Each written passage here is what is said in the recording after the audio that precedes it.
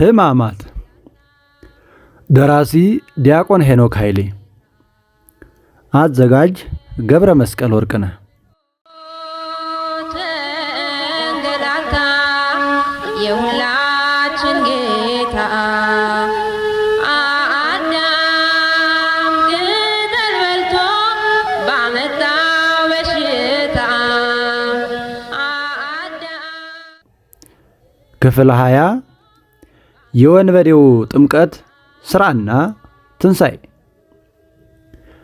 እውነት እውነት እልሃለሁ ዛሬ ከእኔ ጋር በገነት ትሆናለህ የሚለውን የተስፋ ቃል የሰማው ወንበዴን አስመልክቶ በየዘመናቱ ብዙ ጥያቄዎችና ክርክሮች ተነስተዋል። ከቀላሉ እንኳን ብንጀምር ይህ ወንበዴ ከጌታ በስተቀኝ ወይም በስተግራ መሰቀሉ በምን ታወቀ የሚለው ጥያቄ ነው። ይህንን ጥያቄ መጽሐፍ ቅዱስ በራሱ ላይ ተመስርተን እንኳን ስንመልስ አንችልም። ምክንያቱም ቅዱስ ሉቃስ በወንጌሉ ከክፉ አድራጊዎች አንዱ አለ እንጂ የግራው ወይም የቀኙ አላለም። የትውፊት አስፈላጊነት እንግዲህ እዚህ ላይ ነው። መጽሐፍ ቅዱስን ራሱ አሁን ባለው ቅጽ መጽሐፍ ቅዱስ ብለን አምነን የተቀበልነው በትውፊታዊ ቅብብል እንደሆነ ሁሉ ብዙ የመጽሐፍ ቅዱስ እውነታዎች ሐዋርያት በቃላችንም ቢሆን ወይም በመልእክታችን የተማራችሁትን ወግ ያዙ ብለው ባስተላለፉልን በሐዋርያዊው ትውፊት አፖስቶሊክ ትራዲሽን ይብራራል። በሁለተኛ ተሰሎንቄ ምዕራፍ 2 ቁጥር 15 ላይ አዳምና ሔዋን የበሉት ዕፀ በለስ አፕል ተብሎ የሚጠራው በኦሪት ዘፍጥረት ላይ የተጻፈው ነገር ኑሮ አይደለም። የዕፀ በለስ ፍሬ ሙዝ ይሁን ብርቱካን የታወቀ ነገር ባይኖርም በትውፊት ግን ይታወቃል። ይህ ወንበዴ ከጌታችን ቀኝ የተሰቀለ ስለመሆኑም ከመስቀሉ ስር የነበሩ ሐዋርያት በቃላቸው ያስተላለፉት ትውፊት ያስረዳል። ይህንን ወንበዴ ጌታችን ዛሬ ከኔ ጋር በገነት ትሆናለህ ብሎ የሰጠውን የተስፋ ቃል አይተው ከወንበድናዬ ብመለስ ለካስ ፈጣሪ ይቀበለኛል ብለው ንስሐ በመግባት ፈንታ የቤተ ክርስቲያንን መሠረታዊ የሃይማኖቶች መሠረቶች ለመቃወም የተጠቀሙበት መናፍቃን በየዘመናቱ ተነስተዋል። የመጀመሪያዎቹ ጥምቀት፣ ክህነትና ቤተ ክርስቲያን ለሰው ልጅ መዳን ወሳኝ አይደሉም፣ ማመን ብቻ ይበቃል። ምክንያቱም ይህ ወንበዴ መቼ ተጠመቀ፣ መቼ በቤተ ክርስቲያን ምስጢራት ውስጥ አለፈ፣ መቼስ በካህናት ፊት ንስሐ ገባ ብለው የሚያነሱት ጥያቄ ነው። ከሦስቱ ሁለቱን ባጭሩ መመለስ ይቻላል። ይህም ወንበዴ ካህናትን አላገኘም፣ የአዲስ ኪዳን የካህናት ሁሉ አለቃ ክርስቶስን ግን አግኝቷል። ይህ ወንበዴ ገና በዕለተ ጰራቅሊጦስ የምትመሠረተዋን ቤተ ክርስቲያን አላገኛትም። የቤተ ክርስቲያን ራሷ የሆነውን ክርስቶስን ግን አግኝቶታል። ስለዚህ ካህንና ቤተ ክርስቲያን በክርስቶስ ስለሚወከሉ ይህንን ጥያቄ በዚህ እንደመድመዋለን። ጥምቀት ሌላው ርዕሰ ጉዳይ ይህ ወንበዴ መቼ ተጠመቀ የሚለው ነው። እርግጥ ነው ይህ ወንበዴ በመስቀል ላይ በጌታችን በማመኑ ከማመኑም ውጪ ዛሬ በምናደርገው የጥምቀት ሥርዓት አልተጠመቀም። የጥምቀትን ትርጉምና አይነት ለመረዳት ደግሞ ከቻለን ይህንን ወንበዴ ላለመጠመቁ ምሳሌ አድርገንም አናቀርበውም ነበር። ቅዱስ ጳውሎስ ስለ ጥምቀት ምንነት ባስተማረበት ስፍራ የተጠመቅን ሁላችን ከሞቱ ጋር አንድ እንሆን ዘንድ እንድንጠመቅ ወይም እንደተጠመቅን አታውቁምን? እንዲህ በአብ ክብር ከሙታን እንደተነሳ እንዲሁ እኛም በአዲስ ሕይወት እንደመመላለስ ወይም እንደምንመላለስ ከሞቱ ጋር አንድ እንሆን ዘንድ በጥምቀት ከእርሱ ጋር ተቀበርን። ሞቱንም በሚመስል ሞት ከእርሱ ጋር ከተባበርን ትንሣኤውን በሚመስል ትንሣኤ ደግሞ ከእርሱ ጋር እንተባበራለን ብሎ በሮሜ መልእክቱ ምዕራፍ 6 ቁጥር 3 እስከ 5 ተናግሯል። በዚህ የሐዋርያው ገለጻ ማለት መጠመቅ ከክርስቶስ ጋር እንደመሞትና ሞቱን በሚመስል ሞቱ ከክርስቶስ ጋር መተባበር ነው። አምኖ መጠመቅ ከክርስቶስ ጋር መሞት ከሆነ አምኖ ከክርስቶስ ጋር መሞትም መጠመቅ ነው። ይህ ወንበዴ በጌታችን ካመነ በኋላ እንደኛ በምስጢራዊ መንገድ ሳይሆን በቁሙ ከክርስቶስ ጋር በሞቱ ተባብሯል። እንደ ቅዱስ ጳውሎስ ዘይቤያዊ አገላለጽ ሳይሆን በቀጥታ ከክርስቶስ ጋር ተሰቅያለሁ ሊል የሚችለው ይህ ወንበዴ ብቻ ነው። በገላትያ ምዕራፍ 2 ቁጥር 20 ላይ ቅዱስ ጳውሎስ እንደጻፈው። ከዚህ በተጨማሪ ጌታችን ትርጉሙን ሳይረዱ ከግራና ከቀኝ ለመሆን የተመኙትን ዮሐንስንና ያዕቆብን አብረውት በመሰቀል ለመሞት እንደማይቻላቸው ሲገልጽ እኔ የምጠመቃትን ጥምቀት ልትጠመቁ ትችላላችሁን? በግራና በቀኝ መቀመጥ ለተሰጣቸው ነው በማለት ገስጿቸው ነበር ይለናል በማቴዎስ ወንጌል ምዕራፍ 20 ቁጥር 22 ላይ። ጌታችን ጥምቀት ብለው የጠራው ተሰቅሎ መሞትን እንደሆነም ዳግመኛ የምንጠመቃት ወይም የምጠመቃት ጥምቀት አለችኝ እስክትፈጸምም ድረስ እንዴት ይጨነቃለሁ በማለት አረጋግጦልናል በሉቃስ ወንጌል ምዕራፍ 12 ቁጥር 50 እንደሚነበበው። ስለዚህ ይህ ወንበዴ ከጌታችን ጋር በመስቀል መሞቱ ራሱ ጥምቀት ተብሎ የሚጠራ መሆኑን ያስረዳል። ይህንን ስንል የግራው ወንበዴ ተጠምቋል ማለት ነውን የሚል ካለ እርሱማ ተሳደብ እንጂ በጌታ መቼ ያመነ ብለን በጥያቄ እንመልሰዋለን። እንደ ቀኙ ወንበዴ አምኖ መሞት ግን በራሱ ጥምቀት እንደሚባል አምነው ለሰማዕታት የሆነው በሞቱ ጊዜ የደም ተጠማቂዎች ተብለው የተቆጠሩ ብዙ ሰማዕታትን ለምታውቀው ቤተክርስቲያን እንግዳ ጽና ሐሳብ አይደለም። እኛ የምንጠመቀው በካህናት በሚደረገው ጸሎት ውሃው ከጌታችን ጎን ወደ ፈሰሰው ማየገቦ እንደሚለወጥ አምነን ሲሆን ይህ ወንበዴ ግን ከጌታ ቀኝ ተሰቅሎ ከጌታችን ከጎኑ ውሃ ሲፈስ ተመልክቷል።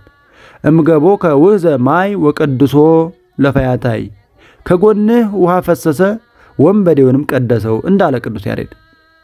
ሥራ የቀኙ ወንበዴን ታሪክ መነሻ በማድረግ የሚነሳው ሌላው የተቃዋሚዎች ጽንሰ ሐሳብ ለሰው ልጅ መዳን የእግዚአብሔር ጸጋ ብቻ በቂ ነው፣ ባመንበት ቅጽበት መዳን እንችላለን፣ ለመዳንም እምነት ብቻ በቂ ነው፣ በጎ ሥራ አያስፈልግም የሚለው ነው። ለዚህ የተሳሳተ ሐሳባቸው ወይም አስተሳሰባቸውም የዚህን ወንበዴ ታሪክ በሙሉ ልብ ይጠቅሱታል። ከኦርቶዶክሳዊት ቤተክርስቲያናችን መጽሐፍ ቅዱሳዊ አስተምሮ ትምህርት ለሰው ልጅ መዳን እምነት አያስፈልግም፣ የእግዚአብሔር ጸጋ አያስፈልግም የሚል ስለሌለ መነሻ ሐሳቡን አንቃወመውም። ችግሩ ግን ያለው ብቻ የምትለው ቃል ላይ ነው። ለምሳሌ የሰው ልጅ ለመኖር አየር፣ ውሃ፣ ምግብ ያስፈልገዋል ማለትና ከተናጠል ወይም በነጣጥለን አየር ብቻ፣ ውሃ ብቻ፣ ምግብ ብቻ ያኖረዋል ማለት የተለያዩ ነገሮች ናቸው። ለመዳን እምነት ያስፈልጋል። እምነት ብቻውን ግን አያድንም። የእግዚአብሔር ጸጋ ያስፈልጋል። የእግዚአብሔር ጸጋ ብቻውን ግን ያለ ሰው ልጅ ነፃ ፈቃድ ግብዓትነት አያድንም። ለመዳን በጎ ሥራ ያስፈልጋል ስንል ደግሞ ሌባ እናት ልጇን አታምንም እንደሚባለው ያላልነውን እንዳልን አድርገው እኛም የእነርሱን ብቻ የሚል ቃል እንደተጠቀምን አድርገው በሥራ ብቻ እንዴት ይዳናል ብለው ይቃወማሉ። እኛ ግን በጎ ሥራ ለመዳን ይጠቅማል አልን እንጂ በሥራ ብቻ ይዳናል አላልንም። የዚህን ወንበዴ ታሪክን እስቲ ከተቃዋሚዎች ጥያቄ አንጻር እንመልከተው። ይህ ወንበዴ በእግዚአብሔር ቸርነትና ጸጋ መዳኑ የታወቀ ቢሆንም የዳነው በእምነቱ ብቻ ነው ለማለት የሚያስችል ታሪክ ግን አልተጻፈም። ቀደም ባለው ንዑስ ከተመለከትነው እንደምንረዳው ይህ ወንበዴ በክርስቶስ ካመነ በኋላ ለመዳኑ የራሱን ድርሻ በሚገባ ተወጥቷል። መቼም በጎ ሥራ የሚባለው የሚንቀሳቀስ የጉልበት ሥራና ነው ካልተባለ በስተቀር ይህ ወንበዴ የእግዚአብሔር ጸጋ ቢያድነውም እርሱም ሥራዎችን ሰርቷል። የመጀመሪያው ሥራ ማመኑ ነው። ለጌታችን የእግዚአብሔርን ሥራ እንድሰራ ምን እናድርግ ብሎ በጠየቁት ጊዜ ይህ የእግዚአብሔር ሥራ እርሱ በላከው እንድታምኑ ነው ብሎ ዮሐንስ በዮሐንስ ወንጌል ምዕራፍ 6 ቁጥር 28 እስከ 29 ጽፎልናል። ስለዚህ ይህ ወንበዴ ከሁሉ በፊት በላከው ማመኑ የመጀመሪያው ሥራው ነው። ከዛ በኋላ ይህ ወንበዴ ብዙ ተጋድሎን በአጭር ሰዓት ሰርቷል። በልቡ ስለ በደሉ ተጸጸተ። ኃጢአት አድርገናል ብሎ ኃጢአቱን ተናዘዘ። ጓደኛውን መከረ። ከበሽታ የፈወሳቸው ሰዎች እንኳን ደፍረው ያልመሰከሩትን የክርስቶስን ንጽሕና በአደባባይ መሰከረ። በዚህም በሰው ፊት የሚመሰክርልኝን በሰማይ አባቴ ፊት መሰክርለታለሁ የሚለው የተስፋ ቃል ተካፋይ ሆነ። ብፁዕ ቅዱስ አቡነ ሺኖዳ እንዳስተዋሉት ደግሞ ወንበዴው ስለ ጌታ ንጽሕና መመስከሩ ቀኑን ሙሉ ልጇ ሲሰደብ ስትሰማ ለዋለችውና ከመስቀሉ ስር ቆማ እያነባች የልጇን የወንበዴዎቹን ቃል ለምትሰማ ድንግል ወንበዴው ስለ ልጇ ንጽሕና ሲመሰክር መስማቷ ለአፍታም ቢሆን የሚያጽናናት ንግግር ነበር ይላሉ። ይህ ወንበዴ ከዚህ አልፎ 3 ዓመት የተማረው ሐዋርያ ይሁዳ እንኳን ተስፋ ቆርጦ ለመታነቅ ሲሮጥ፣ እርሱ ግን ያለ ትምህርት መንግሥተ ሰማያትን ተስፋ አደረገ። ለሥጋው ድህነት አድነኝ አውጣኝ ብሎ መለመን ሲቻለው የእግዚአብሔርን መንግሥትና ጽድቅ ፈለገ። በዚህም አስቀድማችሁ ጽድቁንና መንግሥቱን ፈልጉ፣ ሌላው ሁሉ ይጨመርላችኋል የሚለውን ትእዛዝ ፈጸመ። ወንበዴው ይህን ብቻ አድርጎም አላቆመም። አንዳንዶቹ ባመንክ ቅጽበት ያለ ሥራ ትድናለህ እንደሚሉትም ያለ ሥራ አልዳነም። እምነቱና በጎ ሥራው በወርቅ እንደሚፈተን እዛው መስቀል ላይ ተፈትኗል። እንደሚታወቀው ጌታችን የሞተው ከሁለቱ ወንበዴዎች ቀድሞ በ9 ሰዓት ሲሆን እነርሱ የሞቱት ግን በ11 ሰዓት እግራቸው ተሰብሮ ነው። ከ9 ሰዓት እስከ 11 ሰዓት በነበረው ጊዜ ይህ ወንበዴ የጌታችን በድን እያየ ነበር። አምላክ ነው ብሎ አምኖ በገነት ትሆናለህ ያለውን ክርስቶስ ሞቶ መመልከቱ ለዚህ ወንበዴ የጀማሪ እምነት እጅግ ፈታኝ ነገር ነው። ምናልባትም የግራው ወንበዴ ሊተቸውና ሊዘብትበትም ይችል ይሆናል። ሆኖም በጽናት ነፍሱ ወደ ገነት እስከምትሄድ ቆየ። ሰው በእምነት ብቻ ሳይሆን በሥራ እንዲጸድቅ ታያላችሁ። እምነት ከሥራው ጋር አብሮ ያደርግ ዘንድ እንደነበር በሥራም እምነት እንደተፈጸመ ትመለከታለህን እንዲል ያዕቆብ መልእክት ምዕራፍ 2 ቁጥር 14 እስከ 16። ትንሣኤ የቀኙን ወንበዴ ታሪክ መነሻ አድርገው ክህደትን ከሚያስተምሩ ቀደምቶቹ የማኒ ተከታዮች ናቸው። እነዚህ ሰዎች የሰው ልጅ ትንሣኤ ያለው ብለው አያምኑ። ለዚህም ማብራሪያ ሲሰጡ የቀኙን ወንበዴ ታሪክ በማጣቀስ ወንበዴው ወደ ገነት የገባው በሥጋው አይደለም በነፍሱ ነው። ወደ ገነት ለመግባት ደግሞ ሥጋ አያስፈልግም፣ ምክንያቱም ክርስቶስ ይህንን ወንበዴ አስነሳው አይልም። ለዚህም ሰዎች ያለ ትንሣኤ ገነት ሊገቡ ይችላሉ የሚል። ቅዱስ ዮሐንስ አፈወርቅ ይህንን ክህደት አስመልክቶ በቂ ትምህርትን አስተምሮ ነበር። የመጀመሪያው ቁም ነገር ሥጋ በምድር ትቀራለች፣ ትንሣኤና ሰማያዊ ዋጋ የላትም፣ ነፍስ ብቻዋን ትጸድቃለች የሚለውን ሐሳብ ቅዱስ ዮሐንስ እንዲህ ሲል ውድቅ አደረገው። ነፍስ በሰማይ ዋጋ የምታገኘው በምድር ላይ ስለሰራችው መልካም ሥራዋ ነው። ይህን መልካም ሥራ ግን ከሥጋ ጋር ሆና እንጂ ለብቻዋ አልሰራችውም። ሥጋ በሥራው ላይ ተሳትፎ ሽልማቱ ላይ አይኖርም ትላላችሁን? ሥጋ ላብ እስከሚወጣው ድረስ ተጋድሎ ነፍስ ብቻዋን እንዴት ትሸለማለችም በማለት ይጠይቃል። ከዚህም የምንመለከተው ማስረጃ ከሐዋርያው ቃል ይጠቀሳል። መልካም ቢሆን ወይም ክፉ እንዳደረገ እያንዳንዱ በሥጋውና የተሰራውን በብድራት ይቀበል ዘንድ ሁላችን በክርስቶስ በፍርድ ወንበር ፊት ልንገለጥ ይገባናል ብሎ በሁለተኛ ቆሮንቶስ ምዕራፍ 5 ቁጥር 10 ላይ ጽፎልናል።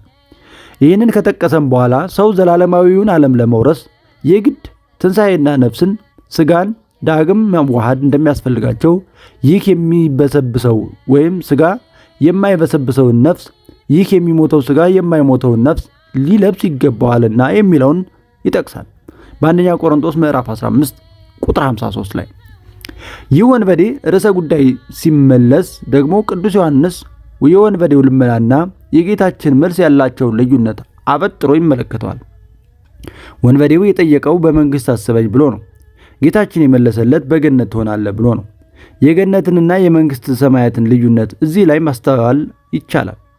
አዳምና ሔዋን የነበሩበትና ከበደሉ በኋላ የተባረሩበት ገነትን እና ዓይን ያላያት ጆሮም ያልሰማትን በሰው ልብ ያልታሰበችውን መንግሥተ ሰማያትን ለይቶ ማወቅ ያስፈልጋል ይላል በኦሪት ዘፍጥረት ምዕራፍ 2 ቁጥር 15 እና አንደኛ ቆሮንቶስ ምዕራፍ 2 ቁጥር 9 ላይ ያሉ ጥቅሶችን ማስተዋል ነው። እግዚአብሔር ከአፈርና ከውሃ ሰውን ፈጥሮ በገነት አኖረው፣ ሰው ግን በደለ። በዚህም ምክንያት እግዚአብሔር ሰውን ከአፈርና ከውሃ መፍጠር አቁሞ ከውሃና ከመንፈስ መፍጠር ጀመረ። በአዲስ ተፈጥሮ በጥምቀትና በውሃ ከመንፈስ ከተወለደ ሰው እግዚአብሔርን መንግሥት ሊወርስ ይችላል። ልብ አድርጉ፣ በአዲስ ተፈጥሮ ቃል የገባልን ገነትን ትወርሳላችሁ ብሎ አይደለም፣ መንግሥተ ሰማያትን ነው እንጂ። አዳምና ሔዋን ያዩአትን ገነት ሳይሆን ዓይን ያላያትን ጆሮ ያልሰማትን በሰው ልብ ያልታሰበችውን መንግሥተ ሰማያት። ለወንበዴው ቃል የገባለት ወደ ገነት ትገባለህ ብሎ ነው። ወደ መንግሥተ ሰማያት ለመግባት ግን ዕለተ ትንሣኤን መጠበቅ ይኖርበታል ሲል በወርቅ አንደበቱ አብራርቶ መልሶታል። በግዕዙ ትርጓሜ ሊቃውንት ወንበዴው የለመነው መንግሥተ ሰማያትን እንዲያወርሰው ነበር። እንዴት ወደ ገነት አስገባው? ገነትስ ከመንግሥተ ሰማያት ሌላ አይደለችምን? ይሉና መንግሥተ ሰማያትስ እስከ ዕለተ ትንሣኤ ሊገቡባት አይቻልም ይላሉ። ወፈያታዊስ ሰአሎ ለእግዚእነ ከመ ያስተዋርሶ ለመንግሥተ ሰማያት እፎኑ አብኦ ውስተ ገነት ወገነትሰ ካልእ ውእቱ ለመንግሥተ ሰማያት ተበሄለ ለመንግሥተ ሰማያትሰ እይደሉ ይበውእዋ እስከ ዕለተ ትንሣኤ እንዲል ትርጓሜ ወንጌል ዘጉንዳጉንዲ ዘውቱ ደብረ ቢዘን። ጌታችን ለዚህ ወንበዴ ዛሬ ከኔ ጋር በገነት ትሆናለህ ብሎ መናገሩ ከስልጣኑ ባሻገር በመለኮቱ በሁሉ የሞላ መሆኑን የሚያስረዳ ቃል ነው። ልብ በሉ፣ በገነት ትሆናለህ ብቻ ሳይሆን ከኔ ጋር በገነት ትሆናለህ ነበር ያለው። ጌታችን ለዚህ ወንበዴ የገባለት ቃል የተፈጸመው ወንበዴው ከጌታችን ሞት ከ2 ሰዓታት በላይ ቆይቶ ሲሞትና ነፍሱ ከስጋው ስትለይ ነበር። በዛ ሰዓት ደግሞ ጌታችን መለኮት የተዋሃደው ቅዱስ በድኑ በመስቀል ላይ ሲሆን መለኮት በተዋሃዳት ነፍሱ ደግሞ ወደ ሲኦል ወርዶ ለነፍሳት ሰላምን እየሰበከ ነበር። ታዲያ ለዚህ ወንበዴ በገነት ከኔ ጋር ትሆናለህ ያለው እንዴት ነው? እርሱ በስጋው ያለው በመቃብር በነፍሱ ያለው በሲኦል ከሆነ እንዴት በገነት ዛሬ እንገናኛለን ብሎ ቀጠሮ ሊሰጠው ቻለ? መልሱ አንድ ነው። በመለኮታዊ ባህሪው በሁሉ የመላው መድኃኔ ዓለም ስጋው በመቃብር በነፍሱ በሲኦል በነበረበት ጊዜ ከወንበዴውም ጋር በገነት ነበር። ወደ ሰማይ በወጣ አንተ በዛ አለህ፣ ወደ ሲኦልም በወርድ በዛ አለህ የሚለውን ቃል እንግዲህ እዚህ ጋር ካልጠቀስነው የት ልንጠቅሰው እንችላለን? መዝሙር 138 ቁጥር 8 ላይ የ33 ዓመታት እንባ። የዮሐንስ ወንጌል ቃል ሥጋ ሆነ በእኛም አደረ ብሎ ስለ አምላክ ሰው መሆን፣ ስለ ሰው አምላክ መሆን ምስጢር በግልጽ የሚናገር ነገር መለኮታዊ ወንጌል ነው። ይህ ወንጌል ከሌሎቹ ወንጌላት እጅግ ዘግይቶ የተጻፈ ቢሆንም በመጀመሪያ ቃል ነበረ፣ ቃልም በእግዚአብሔር ዘንድ ነበረ ብሎ ስለሚጀምር ከኦሪት ዘፍጥረት የሚቀድም ሐሳብን የያዘ ነው። ቅዱስ ሉቃስ ወንጌሉን ሲጽፍ ሁሉን ከመጀመሪያው ተከትዬ ልጽፍ መልካም ሆኖ ታየኝ ብሎ ቢጽፍም ለመጀመሪያ ያለውና ከእርሱ በኋላ የጻፈው ዮሐንስ ወንጌሉን ከምድር አንስቶ ወደ ቅድመ ዓለም ወሰደው።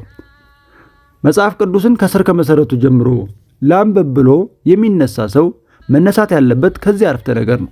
ዮሐንስ ወንጌል ምዕራፍ 1 ቁጥር 1 ላይ ወንጌላዊው ያ ቃል ሥጋ ሆነ በእኛም አደረ ብሎ ቀጥታ ወደ አምላክ ሰው መሆን ጉዳይ ከመግባቱ በፊት በመጀመሪያ ቃል ነበረ፣ ቃልም በእግዚአብሔር ዘንድ ነበረ የሚለውን በማስቀደም ነበረበት። ስለዚህ የወንጌሉን መግቢያ በመሆነው ከ1 እስከ 18 ክፍለ ንባብ ውስጥ ከ1 እስከ 13 ያለውን ክፍል የእግዚአብሔር ቃል ከቅድመ ዓለም ጀምሮ እንደነበረ፣ ዓለምን እንደፈጠረ፣ ወደ ዓለም ይመጣ እንደነበረ፣ በዓለሙም እንደነበረ ወዘተ በሚገልጹ ቃላት ተሞልተዋል። ይህንን አረፍተ ነገር አብራርቶ መሰረት ከጣለ በኋላ ቃል ሥጋ ሆነ በእኛም አደረ ብሎ ወደ ምስጢረ ሥጋዌ መጥቷል። ኢየሱስ ክርስቶስ በመስቀል ላይ ተሰቀለ ብለን ለመናገር ስንነሳም ይህንን የወንጌላዊውን ያጻጻፍ ስልት ልንከተል ይግድ ይለናል። ወንጌላዊው ቃል ሥጋ ሆነ ከማለቱ በፊት በመጀመሪያ ቃል ነበረ፣ ቃልም በእግዚአብሔር ዘንድ ነበረ ማለት አስፈልጎት ነበር። እኛም ኢየሱስ ክርስቶስ ተሰቀለ ለማለት በመጀመሪያ ሕፃን ነበረ፣ ሕፃኑም በማርያም ዘንድ ነበረ ብለን ከመነሻው መጀመሪያ ያስፈልገናል። የክርስቶስ የማዳን ሥራው በመስቀል ላይ ፍጻሜውን አገኘ እንጂ ከተጸነሰበትና ከተወለደበት ጊዜ አንስቶ የሚያደርጋቸው ነገሮች ሁሉ ለእኛ መዳን እጅግ ወሳኝ ነበሩ። የሰው ልጅ መዳን የተከናወነው በዕለተ ዓርብ በመስቀል ላይ በተፈጸመው ካሳ ብቻ አይደለም። እንደዛ ቢሆን ኖሮ ክርስቶስ ከድንግል ማርያም ሳይወለድ በጥቂቱ ሳያድግ እንደ መጀመሪያው አዳም ከመሬት የ30 ዓመት ጎልማሳ ሆኖ ተገኝቶ 3 ዓመቷን አስተምሮ በተሰቀለ ነበር። ጌታችን በምድር ላይ 33 ዓመታት ቆየ ለማለት መነሻ የሆነው የዮሐንስ ወንጌል ሲሆን ከጌታችን መጠመቅ በኋላ 3 ፋሲካዎች እንዳለፉና ሶስተኛው የጌታችን የመጨረሻ ፋሲካ መሆኑን ስለሚገልጽ ነው። የክርስቶስ የማዳን ሥራ ግን በድንግልና ከመጸነሱና ከሕፃንነቱ ጊዜ የሚጀምር የካሳና የመስዋዕትነት ሥራ ነበር። ስለዚህም ነው ክርስቶስ ሲሰቀል በዓይኑ ያላየው አረጋዊው ስምዖን በሥጋ ተወልዶ ስላየው ብቻ ዓይኖቼ ማዳንህን አይተዋልና ባሪያን በሰላም ታሰናብተዋለህ ያለው የሉቃስ ወንጌል ምዕራፍ 2 ቁጥር 31። በዚህ ምክንያት ስለ መዳናችን ስንናገር የመመኪያችን ዘውድ የመድኃኒታችን መጀመሪያ ንጽሕናችን መሠረት እኛን ስለ ማዳን ሰው የሆነ የእግዚአብሔርን ቃል በወለደችልን በድንግል ማርያም ተገኘልን ብለን እንጀምራለን። የማክሰኞ ውዳሴ ማርያም አክሊለ ምክህነ። እመቤታችን አምላክ ከእርሷ እንዲወለድ ነፃ ፈቃዷን ከሰጠችበት ቅጽበት ጀምሮ ወልዳ ያሳደገችበት ሂደት ሁሉ በሰው ልጅ የመዳን ታሪክ ውስጥ እጅግ ወሳኝ ስፍራ ያለው ነው። እግዚአብሔር ለእኛ ራሱን ይሰጥ ዘንድ አስቀድማ እነሆኝ የጌታ ባሪያ ብላ ራሷን ለእግዚአብሔር የሰጠችው የ15 ዓመቷ ብላቴና ያለ ወንድ ዘር ትወልጃለሽ የሚለውን የመልአኩን ቃል ከማመኗም ጀምሮ ለሰው ልጅ ድህነት ዕድሜዋን የሰጠች፣ ስደትንና ሐዘንን ለመታገስ ወስና ራሷን ለፈጣሪዋ ያስረከበች ነበረች። በነቢያት የተነገረለትን አምላክ እንደምትወልድ እርሱም ሕዝቡን ከኃጢአታቸው እንደሚያድናቸው የተነገራት ድንግል፣ በቤተ መቅደስ አድጋ ስለ መሲሁ የተነገሩ ትንቢቶችን የሰማችው ድንግል፣ በመንፈስ ቅዱስ ተሞልታ ስላለፈው ብቻ ሳይሆን ለወደፊቱ ስለሚነሱት ትውልድ ሁሉ አውቃ ትንቢትን የተናገረች ድንግል፣ የልጇን የማዳን ዕቅድ ባወቀችበት መጠን ያለፈችበት የሐዘን መንገድም ከባድ ነበር። ስለዚህ ጌታችን ከተወለደ ጀምሮ እስከተሰቀለበት ድረስ ያሉት 33 ዓመታትም ለእናቱ ለድንግል ማርያም የእንባና የጭንቅ ዓመታት ነበሩ። የእመቤታችን ሐዘን የሚጀምረው ጌታችንን ይዛ ወደ ቤተ መቅደስ ከሄደችበት ከ8ኛው ቀን ጀምሮ ነው። በዛንች ዕለት በቤተ መቅደስ ክርስቶስን ሳያይ ሞትን እንዳያይ በመንፈስ ቅዱስ ተረድቶ የነበረው አረጋዊ ስምዖን ጌታችንን ተቀብሎ ካቀፈ በኋላ አንድ ትንቢት ተናገረ። እነሆ የብዙዎች ልብ ሐሳብ ይገለጥ ዘንድ ይህ በእስራኤል ላሉት ለብዙዎች ለመውደቃቸውና ለመነሳታቸው ምልክት ሆኖ ተሹሟል። በአንቺም ደግሞ በነፍስሽ ሰይፍ ያልፋል አላት። በሉቃስ ወንጌል ምዕራፍ 2 ቁጥር 35 ላይ ብሎ ልጇ ለብዙዎች ማመንና መካድ ምልክት እንደሆነና በሚደርስበት የመስቀል ላይ መከራ ምክንያት በእርሷም ላይ ስለሚደርሰው እንደ ሰይፍ ልብ የሚከፍል ሐዘን ጨምሮ ነገራት። እመቤታችን ካዘነቻቸው ታላላቅ ሐዘናት አንዱም በዚህ ቀን ያዘነችው ሐዘን ነበር። እዚህ ላይ ለአፍታ ቆም ብለን ሁኔታውን ለማገናዘብ እንሞክር።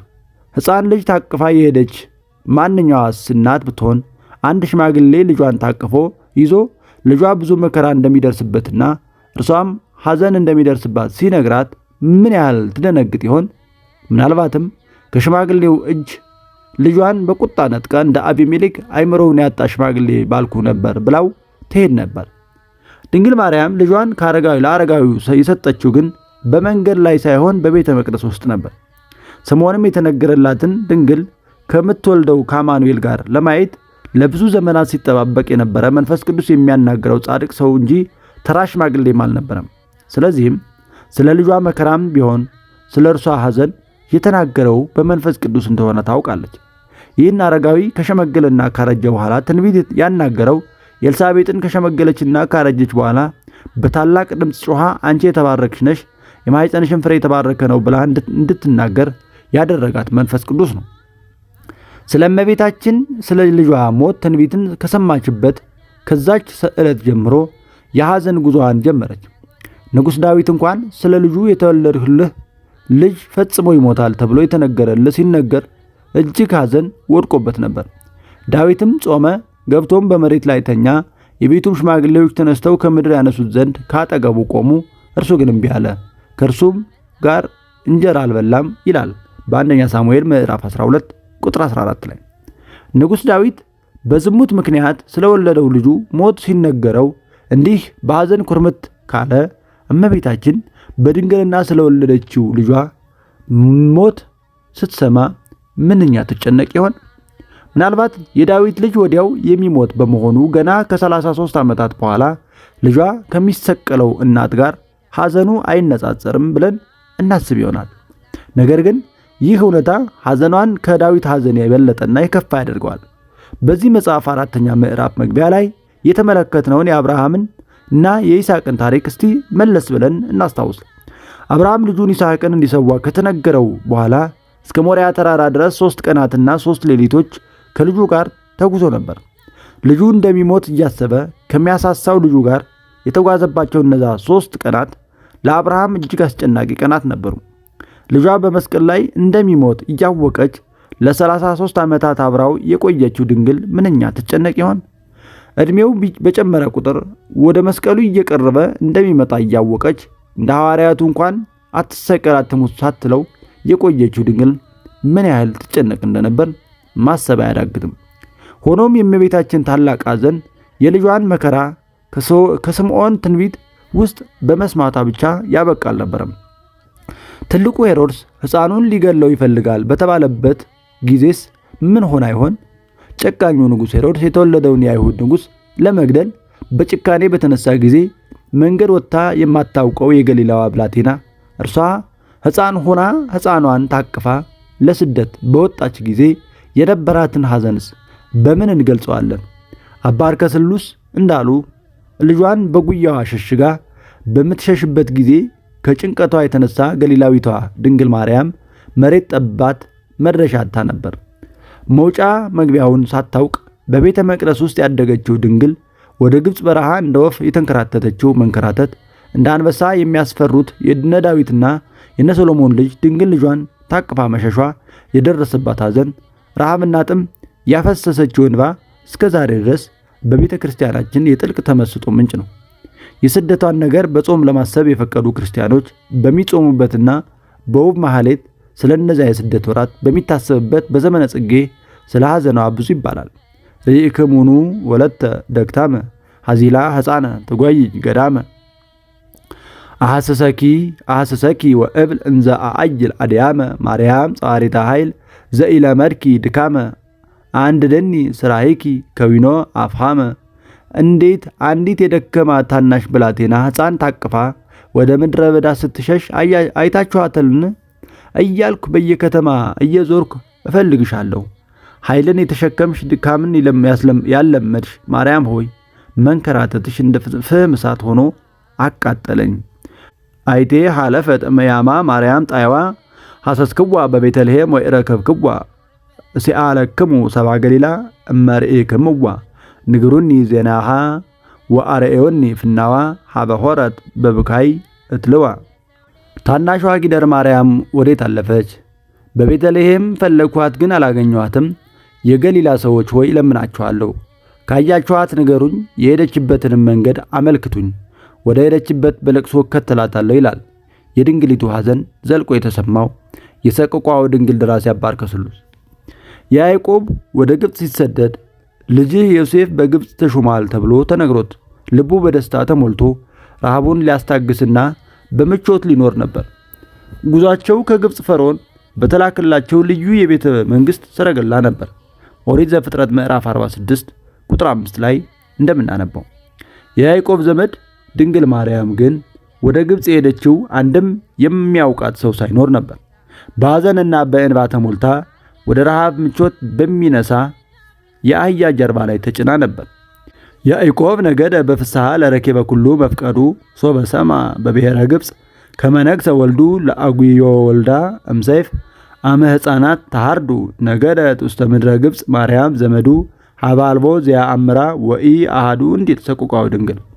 ባለቅኔው ሐሜትን የማትፈራው ማርያም የሕይወትን እንጀራ ክርስቶስን ተሸክማ በመንገድ ላይ የእንጀራን ፍርፋሪ ለመነች። ማርያም ድንግል ዘይትፈር ሐሜተ ፍርፋራተ ህብስት ሰአለት በፍና እንዘ ትጸውር ህብስተ እንዳሉት አምላክን በእጆቿ ታቅፋ በረሃብና ጥም እስከ ልመና ደርሳለች። በአጠቃላይ በእነዚህ 3 ዓመታት ዲያብሎስ ያሳደዳት ሴቲቱ ድንግል ማርያም የሕፃናትን ደም እንደ ወንዝ ከኋላዋ ያፈሰሱት የሄሮድስ ወታደሮች ልጄን እንዳይገድሉብኝ በሚል ጭንቀት ረሃብንና ጥምን መራር ሐዘንን አሳልፋለች። ራዕየ ዮሐንስ ምዕራፍ 12 ቁጥር 14 እስከ 16 እንደሚጠቅስልን በእነዚህ የስደት ወራት ድንግል ማርያም የደረሰባት ጭንቀትና ሐዘን በቅዳሴያችን እንዲህ እያልን ከልጇ እንድታማልደን እንለመናታለን። ድንግል ሆይ ርጉም በሆነ ሄሮድስ ዘመን ከእርሱ ጋር ከሀገር ወደ ሀገር ስትሸሺ ከአንቺ ጋር መሰደዱን አሳስቢ። ድንግል ሆይ ከዓይኖችሽ የፈሰሰውንና በተወደደ ልጅሽ በፊት የወረደውን መሪር እንባ አሳስቢ። ድንግል ሆይ ረሃቡንና ጥሙን ችግሩንና ሐዘኑን ከእርሱ ጋር የደረሰብሽን ጭንቅ ሁሉ አሳስቢ ይለናል ቅዳሴ ማርያም ሀዳፌ ነፍስ። የእመቤታችን ሐዘንና ጭንቀት ከስደት ከተመለሰች በኋላ አላበቃም። ጌታችን የ12 ዓመት ልጅ ሳለ ለፋሲካ በዓል ወደ ኢየሩሳሌም ወጥተው ነበር። ሲመለሱ ግን ብላቴናው ኢየሱስ በኢየሩሳሌም ቀርቶ ነበር። ዮሴፍና እናቱም አላወቁም ነበር ይለናል። አንዳንድ ሰዎች ጌታችን በጠፋ ጊዜ አለማወቋን በመጥቀስ ክብር ይግባትና ድንግል ማርያም ምንም አታውቅም ለማለት ሲሞክሩ ይታያል። ነቢዩ ኤልሳዕ እስራኤል ቁጭ ብሎ ሶርያ የተደረገውን እንዳወቀ በተጻፈበት መጽሐፍ ቅዱስ እያመንን ጸጋን የተሞላች ድንግል ይህንን ማድረግ ይከብዳታል ብለን አናምንም። ሁለተኛ ነገሥት ምዕራፍ 6 ቁጥር 12። ሆኖም የቅዱሳን ዕውቀት የባህሪ ሳይሆን የጸጋ እንደመሆኑ የሚገደብበት ጊዜ አለ። ይህን አንድ ገጠመኝ ይዘን ግን አላዋቂ ናት ካለን ክብር ይግባውና ጌታችን አልዓዛርን ወዴት ቀበራችሁት በማለቱ ብቻ አያውቅም ልንለው ነው ማለት ነው። ዮሐንስ ወንጌል ምዕራፍ 11 ቁጥር 34 ላይ አዳም ሆይ ወዴት ነህ ብሎ ስለተናገረስ እግዚአብሔር አያውቅም ልንል ነውን? ኦሪት ዘፍጥረት ምዕራፍ 3 ቁጥር 9። በሁሉም የሞላ አምላክ እንዲህ ካለ በሁሉ ያልሞላችው ድንግል ልጇን ብትፈልግ ምን ያስደንቀናል ይለናል። ከመንገደኞች ጋር የነበረው ስለመሰላቸው የአንድ ቀን መንገድ ሄዱ። ከዘመዶቻቸውም ከሚያውቋቸውም ዘንድ ፈለጉት። ባጡትም ጊዜ እየፈለጉት ወደ ኢየሩሳሌም ተመለሱ። ከ3 ቀንም በኋላ በመምህራን መካከል ተቀምጦ ሲሰማቸውም ሲጠይቃቸውም በመቅደስ አገኙት። የሰሙትም ሁሉ በማስተዋሉና በመልሱ ተገረሙ። ባዩትም ጊዜ ተገረሙ። እናቱም ልጄ ሆይ ለምን እንዲህ አደረግህብን? እነሆ አባትህና እኔ እየተጨነቅን ስንፈልግህ ነበርን አለችው። እርሱም ስለምን ትፈልጉኛላችሁ? በአባቴ ቤት እኖር ዘንድ እንዲገባኝ አላወቃችሁኝምን? አላቸው። በሉቃስ ወንጌል ምዕራፍ 2 ቁጥር 2 እስከ 49 ያለው ኃይለ ቃል። ተሰዳ ከሰይፍ ያተረፈችው ልጇ ከስደት ይዛው በተመለሰች በጥቂት ዓመታት ልዩነት ሲጠፋባት በአርኬላዎስ ወገኖች እጅ ገብቶ ይሆን ብላ በጽኑ ተጨንቃ ነበር ይለናል። ወይቲሰ ረቶ በማዕረገ መምህራን ወተናገረቶ ነገረ ሕፃናት ፈሪሃ ላይሌሁ እምእልያሁ ለአርኬላዎስ ከመ ኢይቅትልዎ እንዲል ትርጓሜ ወንጌል ዘመርጦ ለማርያም። ነፍሴ የወደደችውን አያችሁትን እያለችም ልጇን ፍለጋ ለ3 ቀናት ያህል ተንከራታ ነበር። ልጇ ጠፍቶባት የሚያውቅ ሁሉ ይህንን ጭንቀት ይረዳዋል። በሕይወቷ ሁሉ ለእኛ ምሳሌ የምትሆነው ድንግል ክርስቶስ ለ3 ቀናት ብቻ ከእርሷ ቢጠፋባት ፍለጋ መውጣቷም የሚያስተምረን ነው። ከብዙዎቻችን ሕይወትና ልብ ውስጥ መድኃኔ ዓለም ክርስቶስ ከጠፋ ስንት ቀን ሆኖት ይሆን? እኛስ ከውስጣችን ያጣነው ጌታችንን መፈለግ የለብንም ብላችሁ ነው? እመቤታችን ከመንገደኞች ጋር ወይም ከዘመዶቿ ጋር ፍለጋ አላገኘችውም። በመጨረሻ ግን በቤተ መቅደስ አገኘችው። ክርስቶስን በዘርና በዘመድ አናገኘውም። የእርሱ መገኛ በቤተ መቅደስ ነው። የሚፈልጉት የት ሊያገኙት እንደሚችሉ ተማሩ። የትም ሳይሆን በቤተ መቅደስ ነው።